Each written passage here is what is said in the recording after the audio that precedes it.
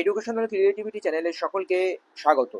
আজ 26/9/2025 সুপ্রিম কোর্টে আবার একটি এসএসসি মামলা শুনানির জন্য লিস্টেড হলো। কিসের ভিত্তিতে মামলাটি হয়েছে, কোন অর্ডার কপিকে চ্যালেঞ্জ করা হয়েছে, কখন শুনানি, বিস্তারিত এই ভিডিওতে আপনারা দেখতে পাবেন। আর আমার চ্যানেলে নতুন হলে অবশ্যই চ্যানেলটি সাবস্ক্রাইব করে বেল আইকনটি প্রেস করে পাশে থাকবেন। ডায়েরি নম্বর 44532 সৌমি বিশ্বাস versus the state of West Bengal, এই মামলাটি এখানে লিস্টেড হয়েছে। ডায়েরি নম্বর আপনারা দেখেছেন, ফাইল হয়েছিল 8/8/2025, কিন্তু এই মামলাটি ডিফেক্ট লিস্ট থাকা সত্ত্বেও লিস্টেড হলো। Cases under defect list valid for 19 days. Case number MA, CNR number এতো, present and last listed 26/9/2025, Honorable Justice Sanjay Kumar and Honorable Mr. Justice Alok Aradde. CL number 57 নম্বর সিরিয়ালে এই মামলাটি কিন্তু রয়েছে। কোন অর্ডারকে চ্যালেঞ্জ করা হয়েছে সেটা আপনাদের মূলত এখানে দেখাবো। Case under defect list valid for 19 days, motion hearing fresh for admission civil cases. যেহেতু ডিফেক্ট লিস্টে রয়েছে সেই জন্য বলা হয়েছে 90 দিনে এর ভ্যালিড রয়েছে। যদি 90 দিনে এর ভ্যালিড লিস্টে থাকে তাহলে এটা সমস্যা হতে পারে। এরপরে আমরা চলে আসবো any matter arising out of civil sweet proceeding which is not covered in any of the above category.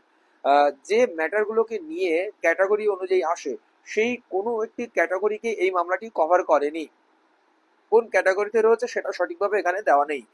Respond আবার একটু বলি, any matter arising out of civil sweet proceeding, civil sweet বা প্রসিডিং এ যে কোনো ম্যাটার অ্যারাইজিং আউট হয় which is not covered in any of the above category, যে civil লতে বা civil সুইটে যে প্রসিডিং গুলোতে যে ক্যাটাগরিগুলো রয়েছে কোনো ক্যাটাগরির মধ্যে এই মামলাটি পড়েনি।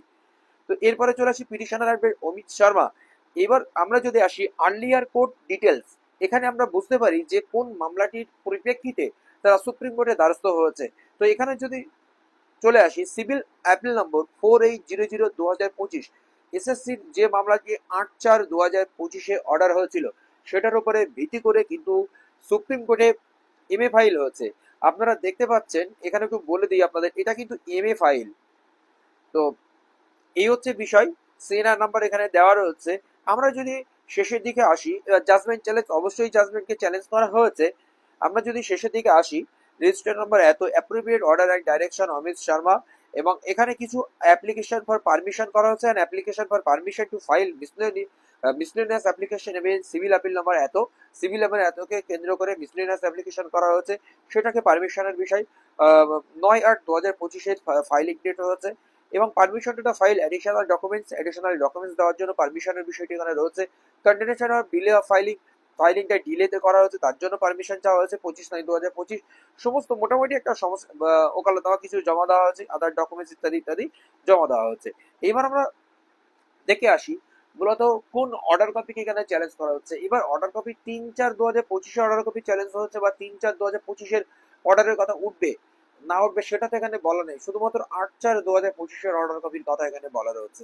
এবার শুনানিতে 3/4/2025 যে 26,000 চাকরি বাতিল হয়েছিল সেই অর্ডার কপিকে চ্যালেঞ্জ করে হয়েছে কিনা সেটা আমরা শুনানিতে জানতে পারবো। আমরা একাধিক মামলার ক্ষেত্রে এটা দেখেছি যে 8/4/2025 অর্ডার কপিকে চ্যালেঞ্জ করা হয়েছে, কিন্তু শুনানিতে 3/4/2025 বিষয় কিন্তু উত্থাপিত হয়েছিল। তো চলুন আমরা অর্ডার কপিটি দেখে নিই। সিভিল অ্যাপিল নম্বর 4800, একটু আগে আপনাদেরকে আমি দেখিয়েছি। এই অর্ডারটি হয়েছিল কবে? এই অর্ডারটি হয়েছিল 8/4/2025, যেদিন ফাইনাল জাজমেন্ট এসেছিল এসএসসি 26,000, তার পরের দিন 8/2025। এটি কি হয়েছিল?